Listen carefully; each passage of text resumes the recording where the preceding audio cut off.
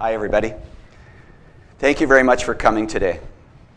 First of all, the challenge for me is to talk to you about meditation in a manner, or mindfulness in a manner that's relevant given our business world, business lives, to make it credible, but also to convince you that I'm a credible person to speak about mindfulness and the art of being present. So it's a balancing act for me to keep it to the point where people who have not had any exposure to it understand that it is a simple yet effective process, and to give you the confidence that I know what I'm talking about. So I thought I wear jeans for the people who are really relaxed, and I wear the jacket and the shirt for people who are a little bit more concerned about the professional side of things. But I'm going to take that off. So our topic today is mindfulness in the workplace and the art of being present. And we have our taskmaster here. Matt, switching slides. So I'm going to tell you a little bit about myself to give you a sense of my background, both in my business and personal life, and my background with respect to my experience in mindfulness. When I was 15 years old, I attended high school, and in my social studies class there was a section on comparative religions, and it talked about the various religions of the world. And when I was 15, I remember reading about this man who was born into a kingdom. He was a prince, and he was able to see in his life, even though he had everything, that there was still suffering around him, and therefore he experienced it himself. And his name was Siddhartha Gautama, who would later on become the Buddha. And what struck me about the story is that he was a normal man. He wasn't touched by an angel. He wasn't appointed as a prophet. He was a normal man who had the stresses and the various trappings of being a wealthy person in ancient India, or what is currently Nepal. So for him, he had everything he wanted, but he wanted to find something more. So he left his home and he went on a journey, and 6 years later he arrived. So the discussion, or the presentation of mindfulness has been in its same form for the last 2,500 years. Because after that 6 years, he came back, and his teachings were not about what he did while he was away. It was about something he discovered, and he discovered the important connection between our breath, our bodies, and our perception of reality. So I'm not going to talk to you about the Buddhist religion. I'm not going to talk to you about the dogma that's associated with it. I'm not going to talk to you about the practices and the spiritual beliefs. That's a completely separate issue from what we're talking about today.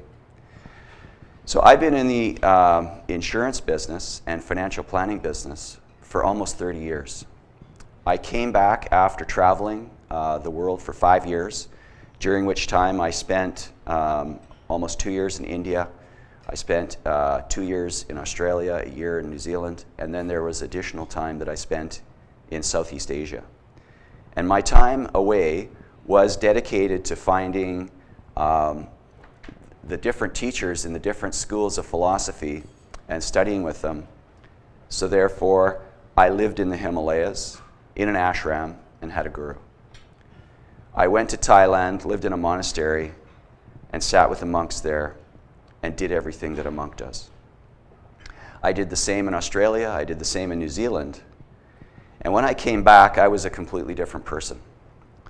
But one of the messages that I want to get across today is that you don't have to do what I did. Because what I discovered is not something that you need to go off and disrupt your regular life to find. It's something that you can discover on a daily basis with some very simple steps. So we're going to talk about what those steps are, and we're going to talk about how you can apply it. And what's exciting for me is that in the last 5 years, I introduced mindfulness practice into my business. I deal with business owners. I deal with some individuals that would be in the category of high net worth and ultra high net worth. And I found that in my business, I could internally practice these practices and deliver a better outcome to my clients. And I didn't even have to tell them about it. And then I met somebody who told me I should talk about it. And so here I am today.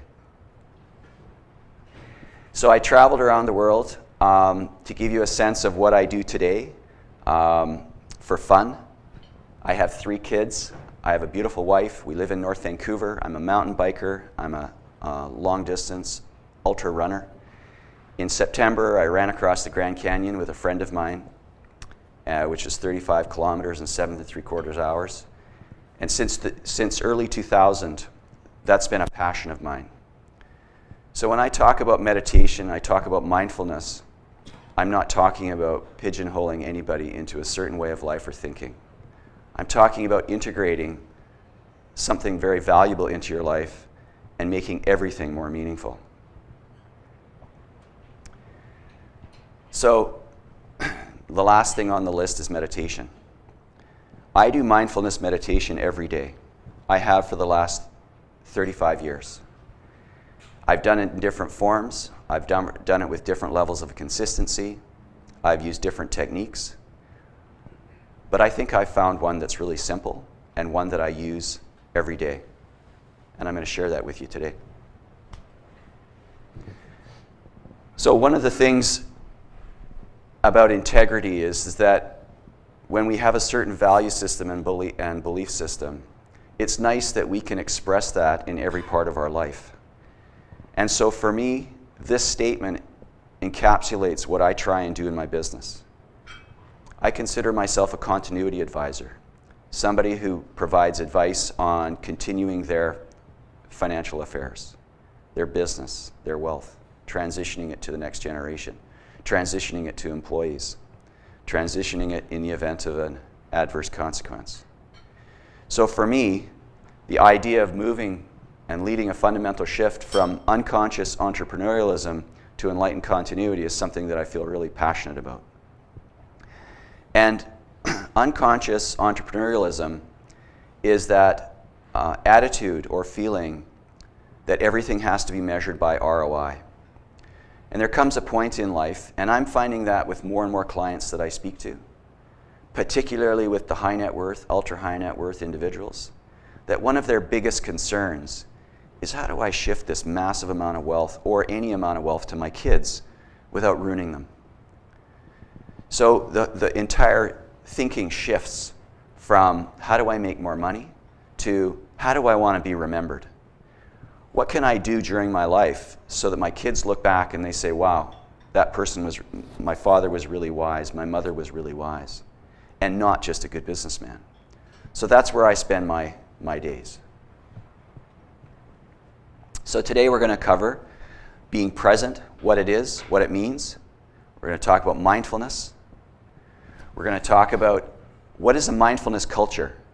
What is that culture that we need to talk about, need to develop, or what develops out of mindfulness practices to determine whether or not that's something that's attractive to you in your businesses or you in your personal life.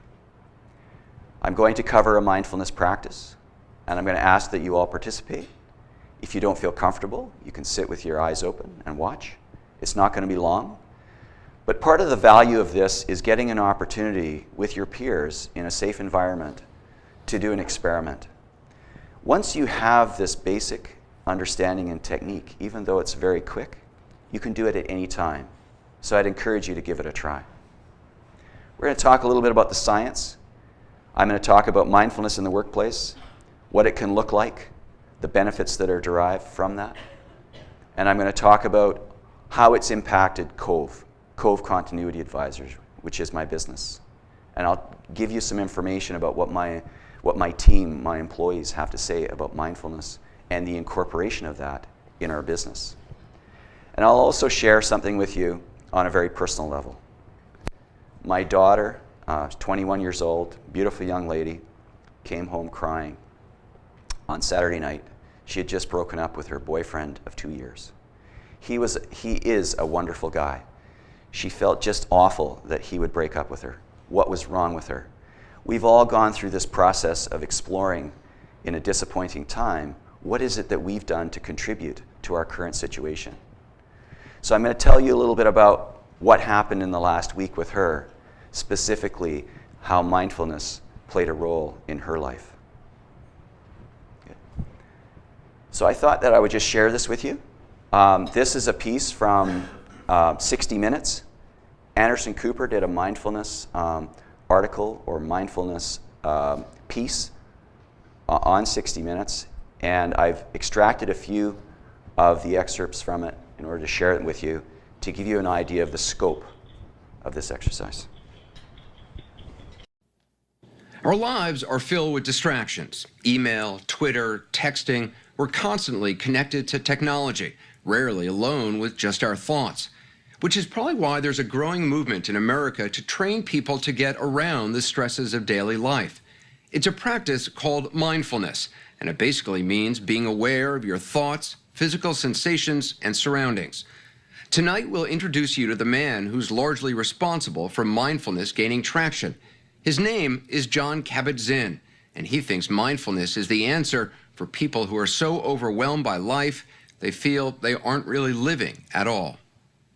There are a lot of different ways to talk about mindfulness, but what it really means is awareness. Is it being present? It is being present. That's exactly what it is. I don't feel I'm very present in each moment. I feel like every moment I'm either thinking about something that's coming down the road or something that's been in the past. So ultimately, all this preparing is for what? For the next moment, like the last moment, and then we're dead. So in a certain way, are we going to experience while we're still alive? We're only alive now. Jon Kabat-Zinn is an MIT-trained scientist who's been practicing mindfulness for 47 years. Back in 1979, he started teaching mindfulness through meditation to people suffering from chronic pain and illness. That program is now used in more than 700 hospitals worldwide. So how can you be mindful in your daily life? When your alarm goes off and you jump out of bed, what is the nature of the mind in that moment? Are you already like, oh my God, your calendar pops into your mind and you're driven already? Or can you take a moment and just lie in bed and just feel your body breathing and remember, oh yeah, brand new day and I'm still alive. So I get out of bed with awareness, brush my teeth with awareness. When you're in the shower, next time check and see if you're in the shower. What do you mean check and see if you're in the shower? Well, you may not be. You may be in your first meeting at work. You may have 50 people in the shower with you. Kabat-Zinn says mindfulness takes practice. A lot of people start with a training class to learn how to meditate. He agreed to teach us at a weekend retreat on a remote mountaintop in Northern California. When we arrived, we were told there'd be no television to watch, no internet, not even an alarm clock. So this piece aired with CBS in December, and I thought it was brilliant because Anderson Cooper, who's really well known, obviously, and very credible, brought this to light in the mainstream media, and there's been quite a buzz around it. There's a follow-up article at the CBS website, which is interviewing Anderson Cooper about his article. So it's a very interesting piece. We're going to listen to a little bit more about it a little bit later on. So the idea of being present. I'm sure everybody here has some form of anecdote or some saying in the back of their mind that they've heard or spoken in the past that implies that it makes sense to be present when you're with somebody or in a situation. I know for a fact that my wife has told me once, or maybe more than that, I told you that. You were standing here listening to me. Didn't you hear it? And I have to admit, I didn't hear it. I wasn't fully present. It's a great gift that you can give people to be present. I know that with kids.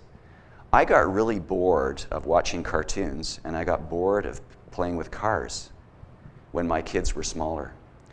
But I knew that all they wanted was for me to be present. So I had to look for ways to engage and to make it meaningful for me so that it was meaningful for them. So being here and now, that was a big buzzword back in the 70s. If you could be here and now, you were being present, and that's what it was all about. The idea of seeing things as they are. This is a very fundamental principle, that if you're seeing clearly, you can see to the truth of a matter, and you can make very informed and fast decisions.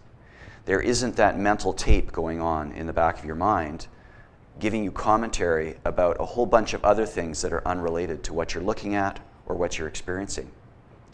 Listening and hearing, taking time to think before you act. Literally, how many people here have heard the expression, count to 10? I was told that as a child. Before you do anything, before you react, count to 10. In other words, don't have your temper tantrum until you count to 10. The idea being that the introduction of this pause allows us to see things more clearly and disconnect from the emotional reactions that we traditionally would have. Attentiveness, being mindful allows us a much deeper and more meaningful sense or ability to concentrate, which in business is fantastic, because when you have people that work for you, that come to work, and they're bringing all of their things that are going on in their personal life to the workplace, it's very hard in many cases for them to be focused and attentive on the job that they're doing. The last thing, of course, which is not the last or only thing, is that happiness arises out of being mindful, about being present. So that your ability to be present, to enjoy somebody's company, is a source of happiness. It makes our life feel more meaningful. So, and mindfulness plays into this. It's a moment-to-moment awareness of what's going on in your thinking, in your body, your feelings, without any judgment. It's cutting out the commentary. It's being aware and watching.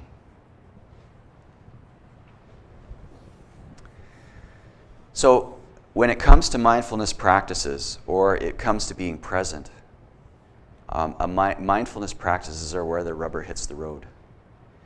We can read thousands of books on the power of meditation, of mindfulness, and the value of being present. But none of that will make us more present than as if we actually practice it. And in the same way that if I want to run across the Grand Canyon, I can read 1,000 books about what I should do to train. I can read books about what the trail looks like, and I did that. I read maps to see every little turn to figure out how can I anticipate what's coming. But the reality is that the only way I was able to complete it was by spending the time on the North Shore Mountains running up and down Mount Seymour, getting and conditioning my body and my muscles to be able to perform that particular task. So what we're talking about in mindfulness practices is we're talking about doing an exercise that allows us to build the muscle to be mindful. Athletes do this in order to be high performers in every sport. They repeat the exercises over and over again until they become second nature. They don't practice in the games. They practice outside of the games. And what I'd like you to consider is that day-to-day life is the game. And you have an opportunity to practice before you enter into those activities of day-to-day life. So I'd like to spend just a couple of minutes right now to introduce you to a practice of mindfulness, and it won't hurt. You don't have to believe anything. You just have to listen. So I'm going to start with 5 minutes. I'm going to walk you through it, and I'll allow you to experience and understand what it is that we do in mindfulness practice. So nobody's going to sit and look at you and laugh. So you can feel comfortable right now in closing your eyes. please close your eyes.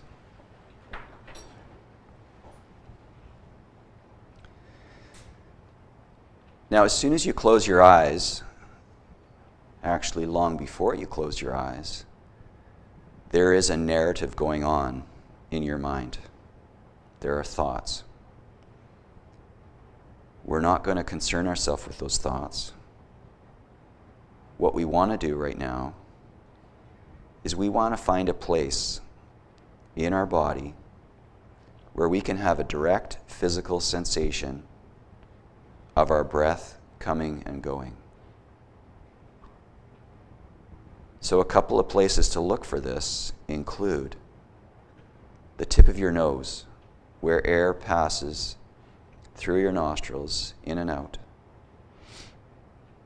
Your solar plexus, which is the front of your stomach. Your chest as it rises and falls. The back of your throat, where there's a sensation of the air coming and going.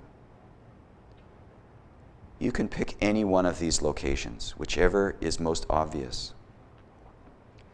And I'd like you, just for a couple of minutes, to put your attention there and try and keep your awareness on that sensation, on your breath.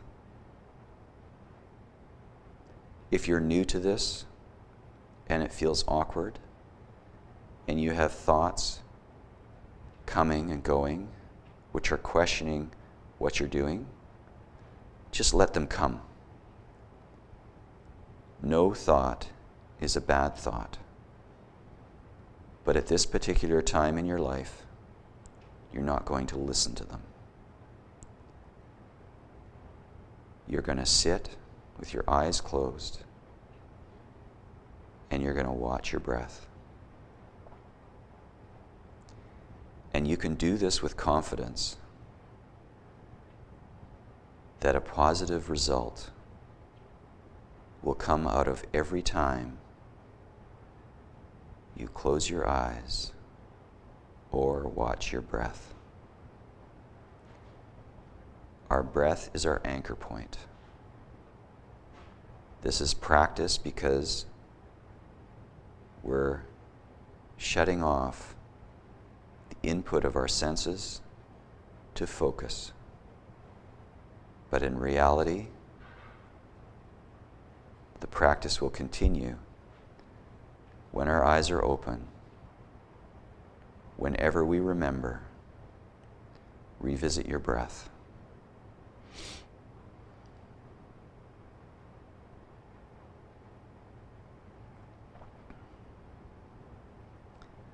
I have a timer going. I promise not to make you sit here for an hour. Just relax.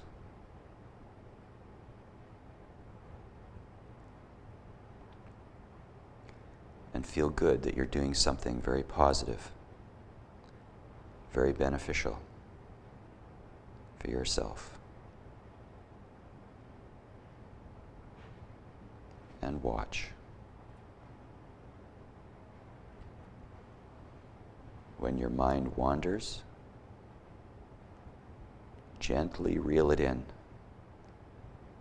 by remembering what the purpose of this exercise is, which is to bring your attention back to your breath.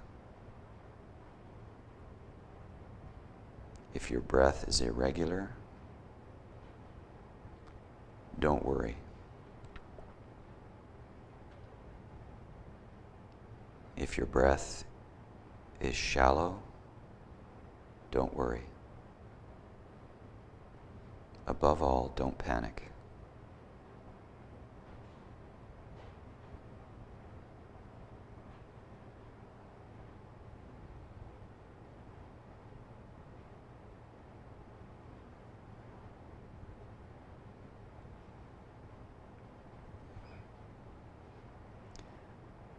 Just another 30 seconds.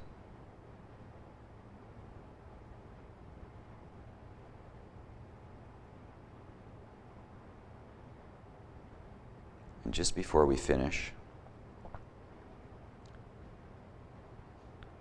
come back to the room, make a mental note of what happened.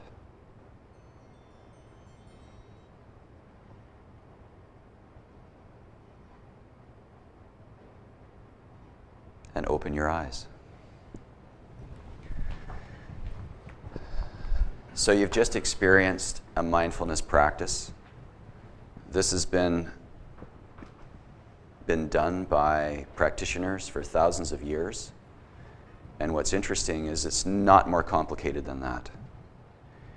There are lots of different methods of meditation, but this is the core of it. This is the core out of which all of those other practices come. Thank you. So it's all about the breath.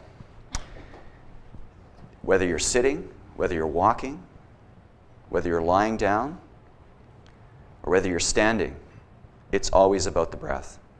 There is a practice called walking meditation. And obviously there's sitting meditation, which you can do for any length of time that you choose. You can do it at any time, any place. You can do it while you're walking. Your eyes are open, you're walking normally. But your attention is on your breath. So if you take anything away from today, it's all about the breath. Lying is a little tough, because there's the tendency to fall asleep. But that's okay too, because you'll have a great sleep. So why the breath? Our breath is an immediate connection to our body. Our body cannot exist outside of the present moment. It doesn't exist in the future. It doesn't exist in the past. All we're doing here is making a connection with our body.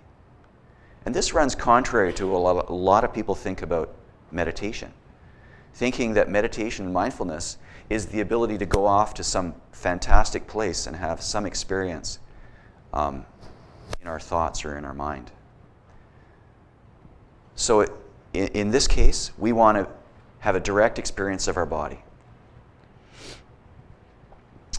We also want to know, and do know, that as long as we have breath, we're alive. I haven't seen anybody walking around, except maybe the Walking Dead, that have the other option. And you can go there at any time. One of my first experiences in meditation was when I was in my teenage years, and I got a job as a landscaper. It was a summer job, and I worked very hard my first day on the job. My job lasted 2 days. Actually, it lasted 1 day. I worked really hard that day. I was raking gravel all day. The next day, I couldn't get out of bed. I had done something to my disc, to my muscles, that absolutely paralyzed me and didn't allow me to get out of bed. And I'm sure that employer was thinking, okay, that guy's motivated. But that's okay. One of the things I discovered during that time, while I'm lying in bed trying to escape that pain, is that I did not have pain when my breathing stopped. Well, you can't do that for very long before you won't have any pain at all ever.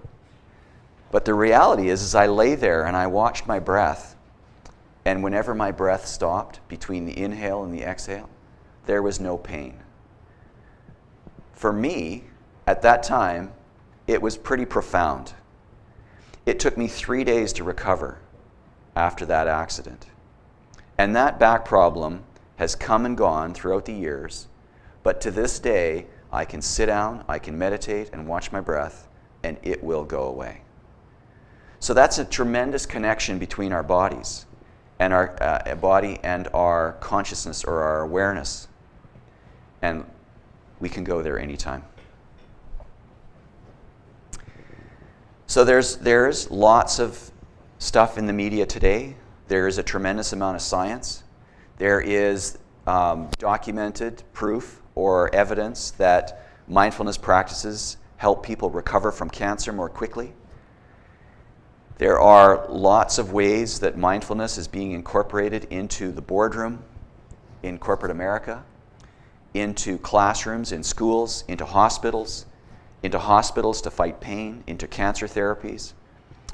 I've had, unfortunately, I've had 3 friends who've had cancer in the last 5 years. And what's interesting to me is that all 3 of them came to me after their initial interviews about their cancer treatment process. And they said, Bernie, they talked about meditation and mindfulness as a way of treating, as part of our treatment. Can you help me? Can you teach me how to do this? I want to learn. And so they're highly motivated because of the situation that they're in. But it's something that has been recognized as mainstream and effective. This, to me, is one of the most exciting research studies that have been ever done. And so what happened was they tracked a group of people for a 1-month period. And the average meditation for each of those individuals was 27 minutes a day. And they did a control group, and they did a group of people who were practicing mindfulness. And at the end of 28 days or 30 days, they were actually able to record in an MRI that the brain had rejuvenated itself in the areas that are directly affected by mindfulness. So there's a lot of science that's catching up to the philosophical side of the benefits of meditation. And there's a lot of science that's starting to back up the anecdotal proof that mindfulness works. So this is another piece from the 60 Minutes. Congressman Tim Ryan, an Ohio Democrat, says mindfulness might look a lot like nothing, but he really believes it can change America for the better. He attended his first meditation retreat in 2008, just days after winning a grueling re-election campaign. But being mindful at a retreat is one thing. We wondered if back in Washington, Congressman Ryan ever worries about how all this looks. Well, you know, I can see myself in high school going, whoa, stay away from those guys. So how do you use it here on Capitol Hill? I'm on the budget committee, for example. There's a lot of conflict, and people say things that get you ramped up. I find myself, as my body clenches up when somebody says something that I know is wrong, or I want to catch them in a lie, or whatever, that just calm down. When it's your turn, you make your point. Hey, man. You don't hear the words calm and Congress together very often, but Ryan is trying to change that. He hosts weekly meditation sessions open to members and staff of both parties. Now shifting the attention to take in the entire body. Have you gotten any Republican congressmen in to meditate with you yet? No. We're working on it. He's written a book about mindfulness and obtained $1 million of federal funding to teach it to school children in his Ohio district. I feel like we're calm right now. Yes, you are. I've seen it transform classrooms. I've seen it heal veterans. I've seen what it does to individuals who have really high chronic levels of stress and how it has helped their body heal itself. I wouldn't be willing to stick my neck out this far if I didn't think this is the thing that can really help shift the country. To some people, though, this may sound like kind of new age gobbledygook. There's so many different compelling studies that are showing that this is not New Age gobbledygook. This is potentially transformative of our health and well-being psychologically as well as physically. It can be useful for anxiety, depression, stress reduction. There have been a number of studies that show mindfulness can lead to those benefits, as well as improvements in memory and attention. And at the University of Massachusetts, Judson Brewer, a psychiatrist and neuroscientist, uses mindfulness to treat addiction. This is just the next generation of exercise. We've got the physical, exercise components down, and now it's about working out how can we actually train our minds. Dr. Brewer is trying to understand how mindfulness can alter the functioning of the brain. He uses a cap lined with 128 electrodes. We're going to start filling each of these 128 wells with conduction gel. The electrodes are able to pick up signals from the posterior cingulate, part of a brain network linked to memory and emotion. This is all just picking up electrical signal from the top of your head. Since attending the mindfulness retreat, I'd been meditating daily and was curious to see if it had an impact on my brain. We're going to have you start with thinking of something that was very anxiety-provoking for you. Okay. When I thought about something stressful, the cells in my brain's posterior cingulate immediately started firing, shown by the red lines that went off the chart on the computer screen. Just drop into meditation. Okay. When I let go of those stressful thoughts and refocused on my breath, within seconds, the brain cells that had been firing quieted down, shown by the blue lines on the computer. That's really fascinating to see like that. Dr. Brewer believes everyone can train their brains to reach that blue mindfulness zone, but he says all the technology we're surrounded by makes it difficult. So I told you a little bit early about my daughter coming home. I learned what the meaning of a wailing banshee is. It's a young woman in a household that is the harbinger of death.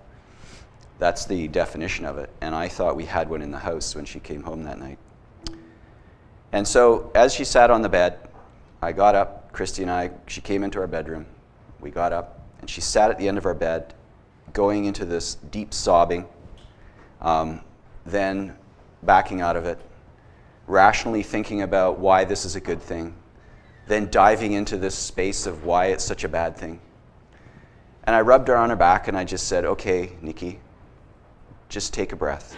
Just breathe. And instantly, she calmed down. Her breathing became normal. I said, just keep your eyes closed and just watch your breath. Now, my kids have been to India, much that they deny the fact that there was any benefit in going there when they were very young. The reality is that they've been exposed to this kind of thinking their whole life. Whether or not they bought into it, we've only just found out.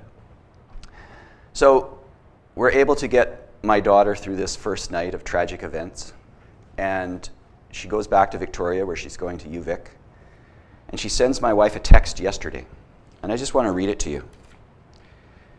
She goes, I feel different. I don't know if it's possible to have realizations and they impact your life so fast, but I feel that they have. I feel happier. I feel very positive towards every aspect of my life. I feel happy with myself, and I feel my insecurities diminish. We didn't ask her to say this. This just came out of the blue. I can physically feel the change. My wife responded, wow, that is awesome. I'm so grateful for this feeling you're having. I know you'll think I'm crazy, but if you meditate each day, even for 5 minutes, and realize these changes and embrace them, you'll fly so high and so wonderfully. Her reply was, I will try that. I just have this undeniable feeling that everything is going to be okay, and I just feel like a different person. Sweet, this is my wife. You'll do so well if you meditate on exactly how you feel now. Whenever you're feeling low, close your eyes and remember this exact feeling. It will help. Her response was, I will. So to me, a 21-year-old teenager, just barely out of her teens, but a 21-year-old who has this kind of realization with just nominal exposure to meditation and an experience so recently was obviously very profound for us to hear. So why bother? I just gave you a reason why it works for teenagers or 21-year-olds. Next one. Building a mindfulness culture within your organization builds an organization of caring and compassion. There is a genuine sense of caring about the other people that work with them. And for me, that's so powerful because my clients feel it. My clients know it. My clients experience it. So what better reason is it to do something like this than it's good for business? But it's also good for the people that do it. It reduces absenteeism to the point that I've had members of my team say, you know what, when things are tough at home, I just look forward to coming to the office because I know it's a safe place. Now, when you have that going on, it's the opposite of what you might be experiencing when somebody's having stress at home and all they would do is want to leave the office or the workplace in order to go home and deal with it or to do something else to escape. It increases engagement in the sense that they want to look for other ways to improve their life and what they're doing at the office. And I'll talk a little bit about what we're doing in the office, and I'll tell you how that manifests itself. We believe that it provides a better customer experience. We have tremendous feedback on the service that my team provides, and I'm really proud of them because they genuinely do care. And it's a really great, happy place to be for them, as well as for me. And I'm going to give you some testimonials by my team at the end. Here's one more piece, short, it's a minute long, from the same I've 60 heard minutes that at piece. some meetings at Google, you actually start out with moments of silence. We do. How long do you sit there quietly for? It's literally a minute or two of noticing your breathing, calming yourself down, being present, and then you're able to go into the meeting, the business at hand, with a little bit more focus. Does it make people more productive? Yes, it does. When the mind is unagitated, when the mind is calm, that mind is most conducive to creative problem solving. To innovate. Correct. And one of the powers of mindfulness is the ability to get to that frame of mind on demand. So, along with their free health clubs and other company perks, Google now offers their 52,000 employees free lessons in mindfulness. In the middle of stress, when everything's falling apart, you can take one breath. You know, I can imagine some people rolling their eyes and saying, oh, come on, of course, Google, you guys have tons of money, and there's massage therapists walking around and all sorts of nice things for employees, but it just doesn't seem practical. The advantage of this is it actually doesn't cost anything and it doesn't take much time. And you believe it really works? I absolutely believe it works. So how do you do it? You can carry on. First thing that I would recommend that you do is you survey your team and find out what their attitudes are towards this type of thinking and these type of activities. Some people are very suspicious of mindfulness practices. Some people believe that there's more to it than what I've described, and it gives them a sense of fear. And that's the last thing you want to create in your workplace. Carry on. You want to develop a plan for mindfulness. You come up with an idea of how it's going to look. And I've got to tell you that my team approached me 4 years ago and knew about my practice of mindfulness and the way that I incorporated it into my life. And they asked me, they said, is there some way that you could teach us how to meditate? And we had not discussed it in the office before.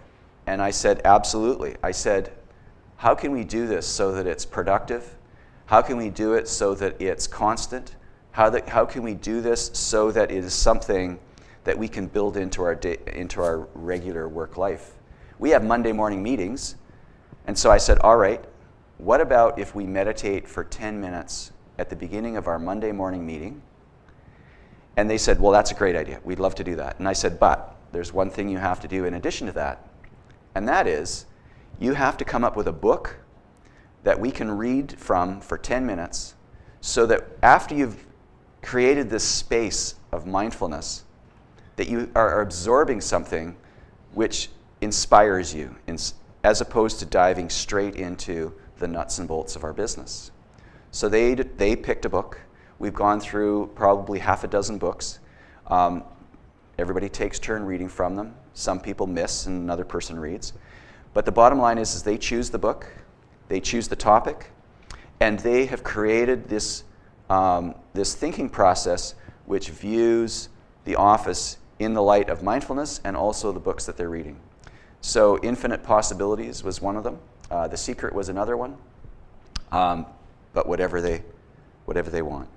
You have to commit to learning about it yourself. This isn't something that you can say, all right, I want the group to go off and do this, because it is a very inclusive culture that you create when you begin to bring mindfulness into a business. If somebody is saying that, no, this is so that the staff can become more effective, you're not going to understand what they're experiencing, and you're going to create differences. Okay. You can go all the way through them. Commit to practicing. That is, I'm going to read you the testimonials that I mentioned earlier, but our commitment at the office was for 10 minutes and has now evolved into 20 minutes. But as you'll see from what my staff has to say is that they've started to incorporate it in their lives outside of the office and to create their own momentum. So start small. Figure out something which is non-threatening to you and your employees, and to figure out what can you do to just bring the idea of mindfulness into the workplace. And if you can't figure out how to do it and you want to do it, seek advice. There are organizations which are management consulting firms, and I have a reference to one of those, where they have been trying to bring mindfulness practices into their management consulting, and coincidentally, things are starting to converge where people are now starting to ask for it. For example, TELUS has asked for it to be brought into their organization. Next. This is the tough part. It's tough at first because it's confusing. What does it mean to be a mindfulness business? What does it mean to be mindful? If we don't have the experience, we can flounder a little bit. But just be patient and be committed to the practices that you've set out, and do them with your team and with your employees, so that they know that you're supporting them not only intellectually, but practically. Next. So as mentioned before, we have weekly meetings. We have a 20-minute meditation, which has grown from 10. First, we do a positive focus. What are all the great things that we did last week? Some of them, sometimes it's hard to find these things, but we make a point of listing 10 positive things that happened the previous week. We do the 10 minutes of reading. We've developed an integrated mindfulness vision, which is that vision which I mentioned earlier. The idea being that our business is meant to reflect our culture as well, so that when we look at those things that we're talking about to our clients, to the public, our website, that they are aligned with the way that we're operating on the inside. And that creates a sense of encouragement, and also creates a sense of fearlessness that you're willing to talk about it. These last couple of steps, I've been doing mindfulness practices for 35 years. Where everybody fits on this continuum is entirely a personal situation. So just do whatever you believe you can do to get a taste of what the results can be. The other thing at Cove is that out of this, we've developed a caring for each other, and we help each other. So when there are personal situations that can't be left at home, we have an open and supportive atmosphere where we can talk about those issues outside of the office in the context of approaching it from a mindfulness perspective. For example, when my daughter came in, I didn't jump and try and fix her problems. I just said, let's just sit here for a minute and watch your breath. All of those realizations come out of that calm, that sense of being present, that understanding the situation as it is. That's where the wisdom and knowledge comes from. It's not that you need that before you undertake this practice. So my team consists of Christy, who is also my wife. She's a policy specialist. Luciana, who is a world-renowned painter. And a lot of people ask me, why is she working for you? And I go, well, I'm really lucky. But being a painter is a very cyclical business. But now she's so committed to us that I think that even if she was making hundreds of thousands of dollars per year painting, I think she'd have a hard time saying goodbye, because a lot of her inspiration and a lot of her success in the recent years she attributes to the practices that we have in the office. Although I would encourage her, like anybody else, that if there is a dream that they can pursue, to go and dream it, or to go and fulfill it. Luciana's my executive assistant, Karen, my administrative assistant, Andrea, client service, and me, as they refer to me in this letter, or in these testimonials, as their boss. So I'm just going to read you a couple of things that they have to say. The question was, has meditation made a difference in your life, and why? Yes, although relatively new to meditation, hadn't really made it a habit until I started working here, It has made a definite difference in my day-to-day life. I find I enjoy my children, my husband, my friends, my work, everything more when I'm able to do this. I have even thought about starting to practice this weekly with my family, to give my teenagers these tools this early in life. What a great gift and head start for when they head out into the busy and sometimes stressful world they will encounter when they launch. How do you use what you've learned through meditation in the office? It has slowed me down, it has calmed me, slowed me, and made me more aware of the now, being in the present and focusing on only that. Not worrying or thinking about what I have yet to do, just focusing on where I am and what it is I need to be doing at the moment. The fact that meditation is of value and important enough that my boss has made it a mandatory weekly practice has increased the value and importance for me personally. I see how it has helped our office both professionally and personally in our relationships with the world outside our office and with each other. It has made me want to incorporate this into my personal life.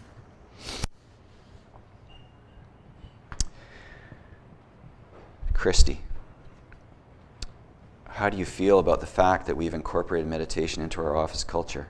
I think it is a wonderful addition to the office. It brings us together in a safe way and makes us feel bonded. It is such a wonderful thing to do as a group. It makes the office feel like a safe, special spot to come to. Karen, how do you feel about the fact that we've incorporated meditation into our office culture? I think we, as a company, are ahead of the rest. I look forward to our sessions and enjoy the peace and quiet it creates. Would you recommend this for others to do? Yes, absolutely. So there's more, but I just wanted to give you a flavor. I had did this little questionnaire just recently, and I was quite surprised myself to realize how positive they felt and how positively they expressed their experience about doing mindfulness practices in the office. So it was a good thing for me to do this. So other mindful organizations, of course, Davis Benefits and Pensions. Thank you very much for asking me to speak, Kirk. Kirk and I go back a long ways. Kirk is, as you know, the group benefits and pensions. And I do continuity advising and insurance for buy-sell agreements and family corporations. And so we created this connection on a philosophical and practice basis many, many, many years ago. And I really value that you asked me to come and talk today, because this isn't something that I normally do, but I'm very happy to share it because it's a very powerful tool that can help you, and I really feel like I can contribute in that way. So thank you, Kirk. Thank you, Matt and Glenn and the rest of the team. So there is an organization called Wisdom 2.0. I'm going to finish off with a video, and then we're going to have another 5-minute session. But I wanted to talk about Google. The woman that you saw was a VP from Google who had implemented these mindfulness practices and is in charge of it. Starbucks, they are also into mindfulness practices at the corporate level. You all know about Lululemon, the trials and tribulations they have, but their culture is very much steeped in mindfulness practices, and they do practice within the organization. Collaborator Advisory Alliance, which is a small group of us that have gotten together to talk about how we can collaborate together to provide better value to our clients. We've incorporated mindfulness practices in our meetings, and I believe that's very exciting. Purposeful Planning Institute is an organization out of the US, which is an organization, an association of some of the top wealth manager, lawyers, and family enterprise advisors in the world. They have a conference every year, and last year they call it the Rendezvous. And when they get together, last year they had mindfulness was a significant portion of the program, and this year it's going to be 100% non-technical, and there is going to be more focus on mindfulness and the benefits that it can give rise to in business. There are hundreds and hundreds more. So I think that this is a video of the Wisdom 2.0. This is a conference in San Francisco. It's a bit of a highlight. I thought you might just want to know about what the rest of the world's doing. So here we go.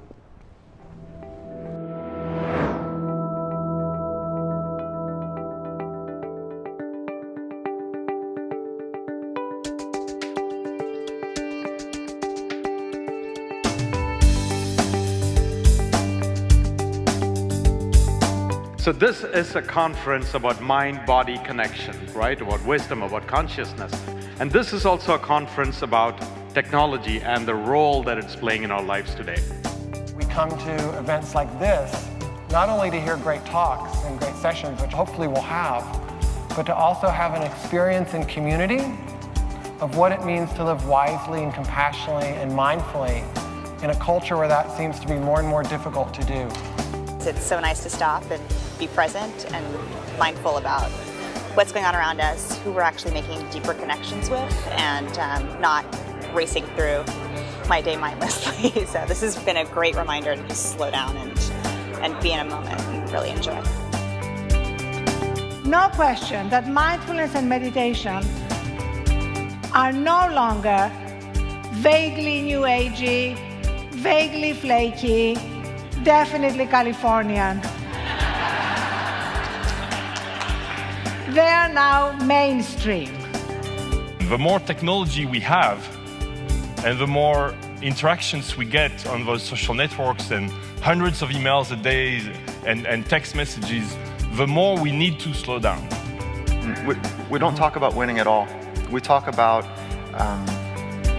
being engaged at a really rich level to figure out and to explore what's possible in your own life.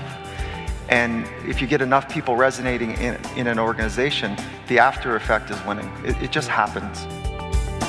To me, moderation and harmony and connectivity is not something that we have to willfully create.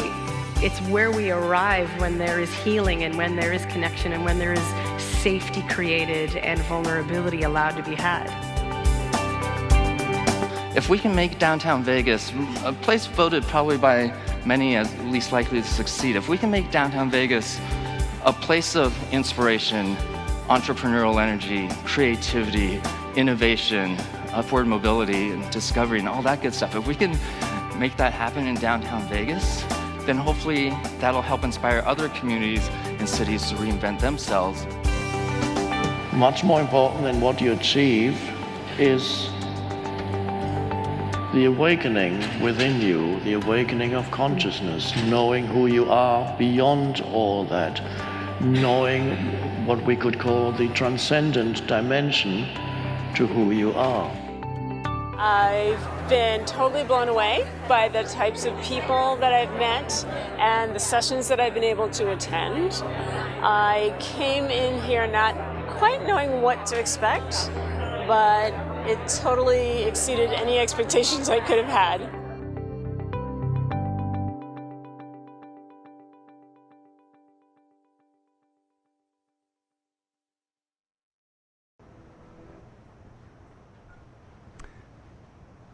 So this is a little man that we invented a couple of years ago. I call him Varty, V-A-R-T-Y. He's the little guy that we use to express our ideal of trying to live enlightened. Varty stands for Vartman. Vartman is an old Sanskrit word which means the present moment. So the idea here is that with a little bit of mindfulness practice, we can turn a rainy day into a sunny day, and we can evolve our thinking. So next. Maybe if we could just take a couple more minutes right now, and then we'll wrap it up. This will be the bookend on the beginning of our talk. And I will also guide you through this.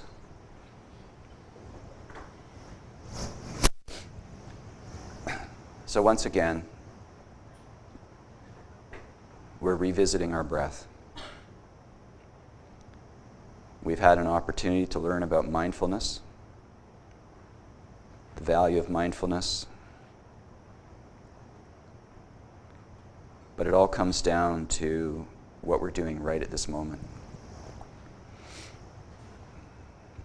It's out of this time that you spend practicing mindfulness that the wisdom arises to make better decisions,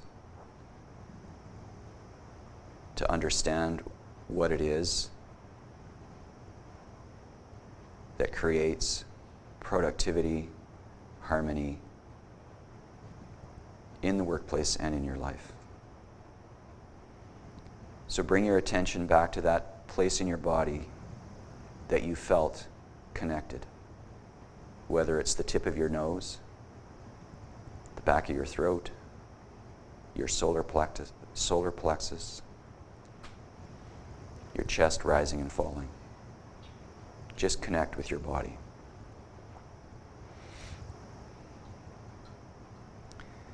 And once you make that connection, stick with it.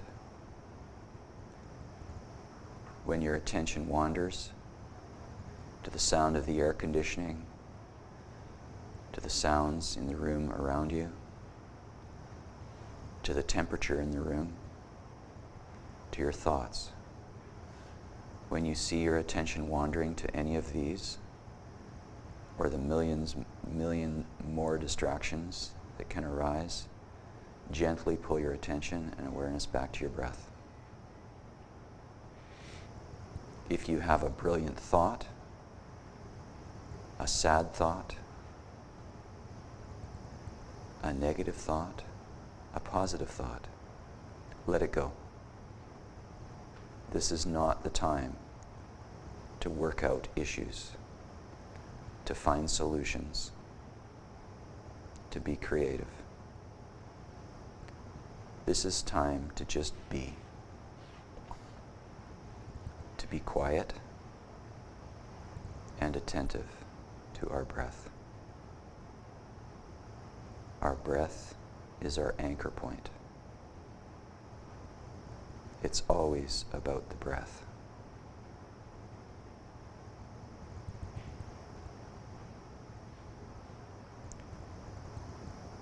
As you're sitting,